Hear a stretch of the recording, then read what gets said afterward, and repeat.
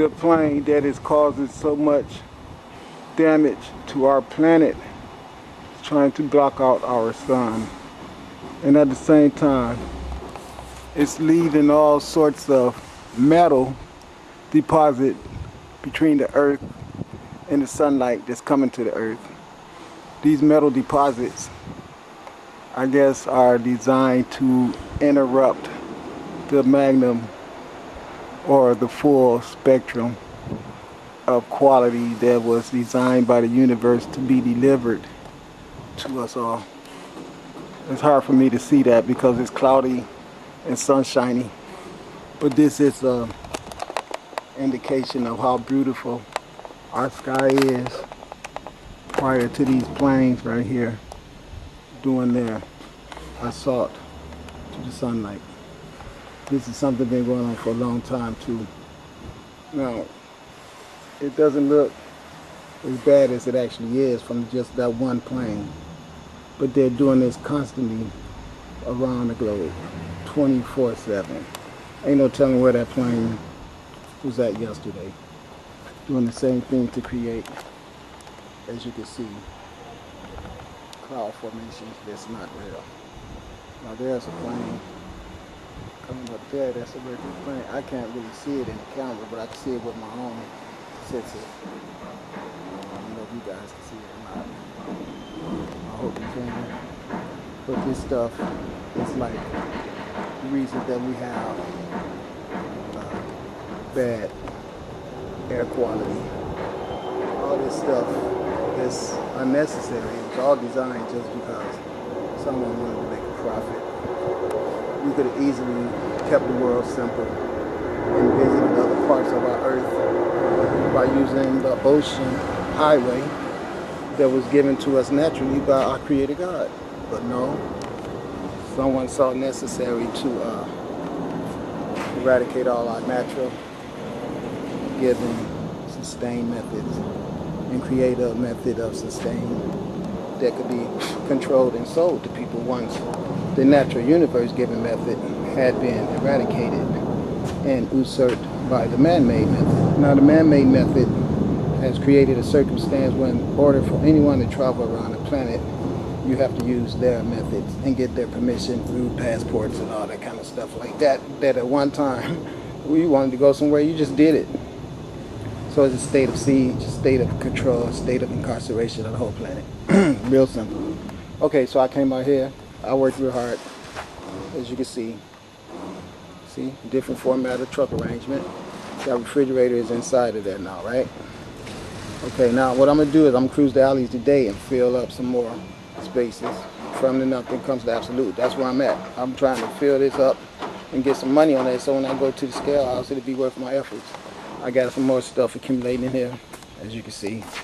I even employ bottles now. I didn't do that at first, but I said, why not? Flip those rims up. I want to get a whole grip of those.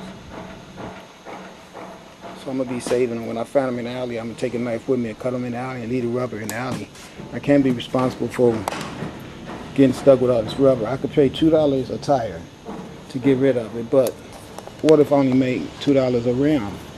I'll be doing the ecosystem a great big favor, but at the same time, it would destroy me if the city was responsible enough to let me bring the rubber to them and get rid of it free without being so greedy and wanting to charge me $2 to get rid of it. We would not have tires laying around in the alleys everywhere. Now let me explain something to you guys. These people out here that selling tires, when they sell you a set of tires, they take your old ones. Well, here's the deal. Every company in America that makes money off of selling tires, because we know they generate pollution of the earth when they just sit around and never decompose, and they're not biodegradable. We all know that. The people responsible for making a profit off of, especially such a high profit, because we know they all cost so much money, they should be responsible for the proper disposal of these tires, which means that they should, all over the country, including the government, get together and have some type of way they can recycle these tires and make new tires out of them. And you know what? They do. It's just that these tires are so abundant and it would cost them so much money that'll go out that they know it's not a need for them to generate back out. And it would be a lot of generated back out because everyone would make money off of recycling these tires. And remember, the thing is to make a stagnated economy so that everyone cannot make money. So, of course, that is a market that had to be eradicated. That's why you see so many tires piling up all over your planet. Because the people that are in control know that it could generate jobs if they gave a proper attitude of addressment to these tires and let them become the resource of recycle industry that they should be. Instead, they take that away because the common man could utilize that as a way of sustainment. So they remove that completely, and this is the reason why we see tires like that laying around everywhere in your alleys and things like that. Now the ones that I got right here is real simple. I'm going to tell you what I'm going to do with them. I'm going to have to get rid of them, and I don't plan on paying $2 to get rid of it when I only make $2.50 or $3 off of the rim. So what I'm going to have to do is take them to the landfill. It's going to be crooked as far as they're concerned, I'm sure, but I'm going to put them in a plastic bag and take them there anyway. And when they get to the plastic bag and open it up and see it's a tire in there, it's not going to cost them any freaking thing to take this tire to the same place they take all the tires to that they charge people $2 to get rid of, which to me is bullshit. I'm so sick of everyone taking and not giving a way back for people to live themselves, and then at the same time have the nerves to make you become a criminal when you do the logical thing to try to get an unlistening government to try to be in compliance with the promises that was given to you when they told you all that bullshit lies, when they was on their knees begging you to give them the support necessary for them to be in office, or otherwise when they were serious about killing your ass to get established anyway. But my point is, they even had energizing ideology in their own minds when they was under those type of egoistical power quests. At the time, they even convinced themselves that they was doing it for the betterment of mankind. But once in power, we see the betterment of mankind meant themselves. As mankind, they was talking about themselves.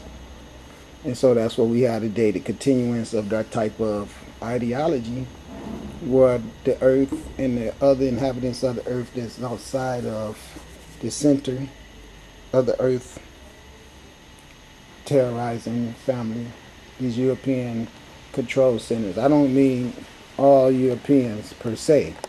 A lot of Europeans don't understand the difference between what I mean by European and a Caucasian. See, Caucasian people is all melanin recessive people in general. Europeans are people that live in America but identify themselves as foreigners that's here to take advantage of the bounty that's here and resourceful so they can sustain a nationalism of self overseas. That's what I mean by European. The Americans that are leftover remnants from the immigrants that came here under pretense of escaping persecution and oppression and corruption like what we see right now, actually came here and knowingly and with malice and determination to complete objective created the same type of corruptive system here in America through the same type of barbarism that was used to create that system there. So now, knowing that, it's not to provoke anger. It's just intended for concerned people who are really genuine in search of knowledge can put that in your archive. And if it can help you make a determination on what to do with yourself now as far as what type of cognitive quest you're going to be involved with, then I'm glad. And if it doesn't, I know it had to be entertaining because it was entertaining to me. So if it wasn't entertaining to you, it's probably because you wasn't intelligent enough to understand what I said. Or either you was just too damn intelligent. And if that being the case, I'm really proud that I did keep you listening anyway, so it's still a bonus to me. But either way, I just dropped it like it's hot because, like I said, I get it from the universe. I do with it what should be done. I give it to you. Yeah, my man was telling me today, Sunchild, he live in L.A. He was saying that Louisiana had a bad weather storm over there that I guess destroyed a bunch of tsunami. I didn't get the real scoop. But either way, this is the stuff that I've been telling you guys is coming. There's going to be a lot of that. And don't think for a minute that it's not because of the description of what I just gave you. See, the earth is really upset that tires like this have to be left laying around. She didn't want no cars here to begin with. That's the reason why the Egyptians, they never built them stupid ass things. They had the knowledge to build them. If you got mathematics to build pyramids and map out constellation of star movements and come up with electricity and sciences and all this stuff that we know, we got to give credit back to our ancestral combatants. Keep it on. Hey, it is what it is. We've abused the earth, treated her wrong. It's time for people to start paying attention. She's a loving mother, but at the same time, she could whoop that ass. All right, peace. Hotel and Hetepu. So I'm just out here doing my thing. I've been working real hard all day. I just saw something really bizarre. I decided I'd come back around the corner and actually take a picture of it so I can show it to you guys. I want to show you some of the crazy stuff that goes on in this world that, unless I was out here with this camera, if I tried to tell you guys that I saw this and then have some actual footage to back it up, you would probably find it hard to believe. Somebody actually left a purse out here on the bus stop, which is ironic because what you would think is oh, okay, somebody left their purse on the bus stop, right? But watch, I'm gonna show you what's bizarre about it. There's this guy right here walking around that's been walking around forever. Now, I come out of this alley right here. I'm always in the alley. Okay, now I'm gonna show you what I see as soon as I come out of the alley. Now, imagine you me, I was going the opposite direction, driving up opposite direction, and I saw this. So I'm gonna show you guys what I'm talking about. Okay, watch this. Okay, so I was coming down the alley, as you can see right there, there's the bus stop for this 33rd Street, and this right here is a purse that someone has obviously left as some sort of booby trap, or it's got to be some type of act of entrapment, because as you can see, there's a $1 bill plainly sticking out of this purse. The fact that it's placed at the bus stop will make one assume that someone was sitting here waiting on the bus and left their purse. I can't see that happening, because any bus driver who stopped here to pick someone up getting on the bus would have noticed that purse there and informed the person, ma'am, you're leaving your purse there. Another thing that makes this very suspicious is that it's just sitting here and hasn't no one touched it or done anything with it. I'm willing to guarantee you that in one of these houses around here, you probably got some surveillance team out here setting up people that they know is way off doing bad. Someone comes along here, pick that purse up, and starts to walk away with it, and the next thing you know, 5-0 jumping out on their ass trying to accuse somebody of stealing something. Because listen, people don't leave their purse just laying like that with $1 hanging out of it and it stays there forever.